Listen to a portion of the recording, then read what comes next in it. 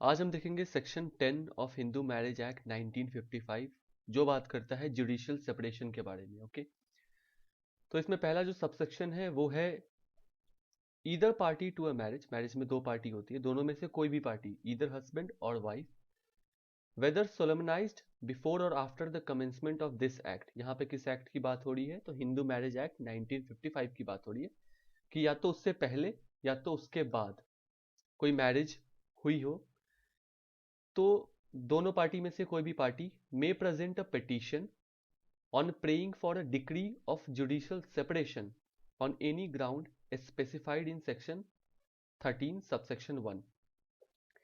subsection 1 बात करता है कि either party to a marriage, दोनों में से कोई भी पार्टी प्रेजेंट कर सकती है जुडिशियल सेपरेशन की डिक्री को। किन ग्राउंड्स पे कर सकती है? तो वो ग्राउंड्स जो सेक्शन 13 सबसेक्शन 1 में दिए हुए हैं।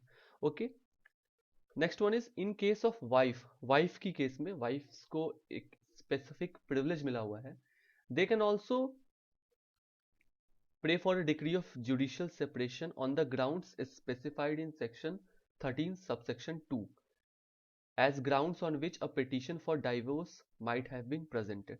तो वाइफ के केसेस में उन्हें एक्स्ट्रा ग्राउंड्स मिले हैं।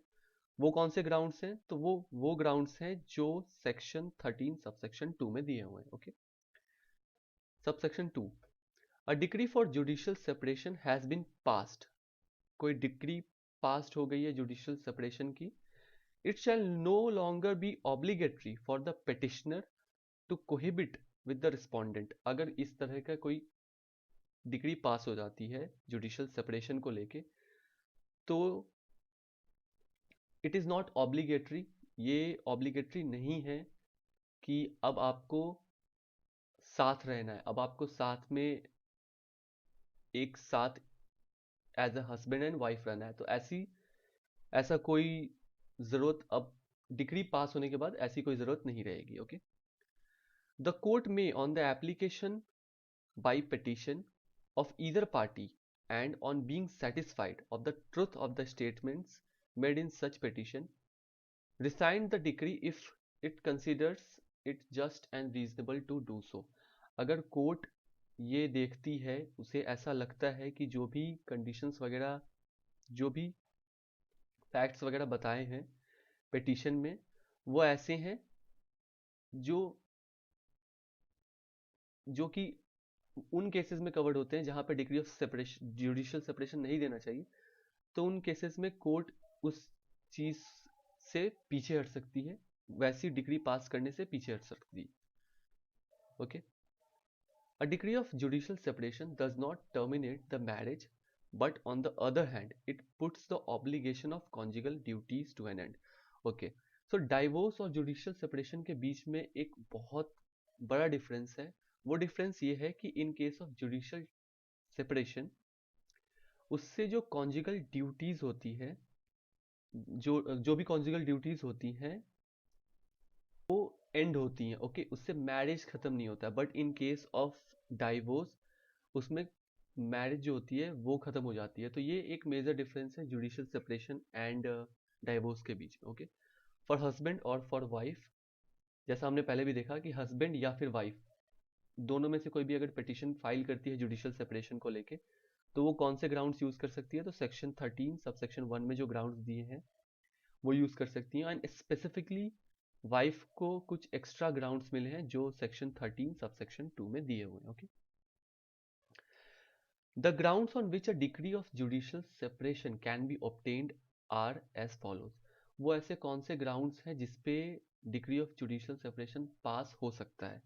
तो वो ग्राउंड्स हैं अदर पार्टी, मतलब जिस पार्टी के अगेंस्ट में फाइल हुई है, आफ्टर सोलमनाइजेशन ऑफ मैरिज, मैरिज के होने के बाद, had sexual intercourse with any other person.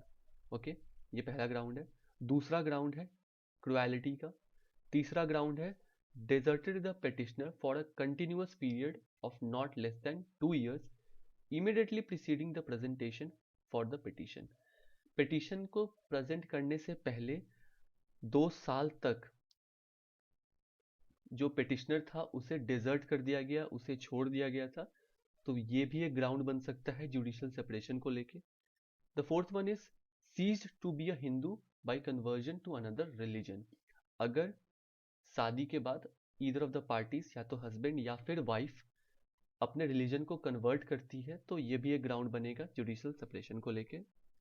The next one is other party has been incurably of unsound mind or has been suffering continuously or intermittently from mental disorder of such a kind and of such extent that the petitioner cannot be reasonably accepted to live with the respondent।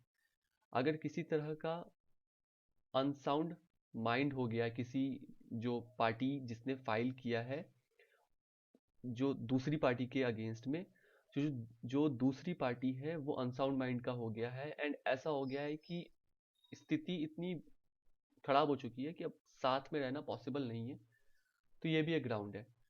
The next one is other party has been suffering from a virulent and incurable form of leprosy. ये एक तरीके का disease होता है, okay. अगर उस disease से भी कोई पार्टी है वो सफर कर रही है, तो ये भी एक ग्राउंड बनेगा। Other party suffering from venereal disease in a communicable form. The next one is other party renounce the word by entering any religious order. तो ऐसे बहुत से ग्राउंड्स दिए गए हैं जिसपे आप जुडिशियल सेपरेशन फाइल कर सकते हैं, एंड बहुत डिटेल में इस सेक्शन को बताया गया है, ओके। अगर आप ये नोट्स बाय करना चाहते हो तो आप डीएम कर सकते हो। मैं लिंक